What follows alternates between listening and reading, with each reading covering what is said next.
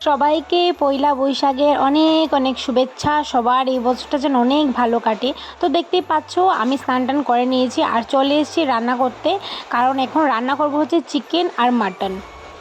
ভিডিওটা এডিট যখন করছিলাম তখন কিন্তু প্রচণ্ড বৃষ্টি হচ্ছিল, তার জন্য তোমরা আওয়াজ অবশ্যই শুনতে পাবে।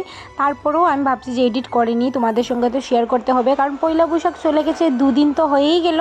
তো আমি তোমাদের সঙ্গে ভিডিও শেয়ার করতে পারলাম না, কারণ আমার একটু কাজ ছিল ধর্মনগরে, তার যাতায়াত ছিল, তার জন্য আর কাজ করতে ভিডিওটা এডিট করতে পারলাম না আর শেয়ারও করতে পারলাম না তোমাদের সঙ্গে। তো ভাবছি এখন তোমাদের সঙ্গে শেয়ার করিনি।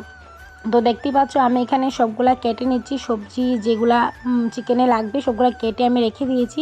আর তারপর মা আমাকে শিলনোড়ায় বেটে দিয়ে দিয়েছে, কারণ আমি শিলনোড়ায় বাটতে পারি না, বৌদিও পারে বাটতে, আর আমি একদমই পারি না বলতে একটু একটু পারি, আর বৌদি পুরো পারে, সুন্দর করে বাটতে পারে আস্তে আস্তে।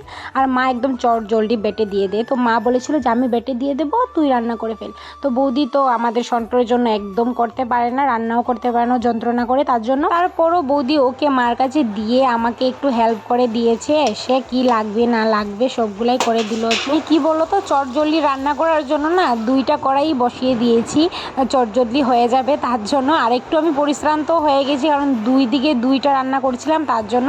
আর দেখতেই পাচ্ছ এখানে আমি বানিয়ে নিয়েছি আমাদের চিকেন, আমি একদম কষা বানিয়েছি চিকেনটা।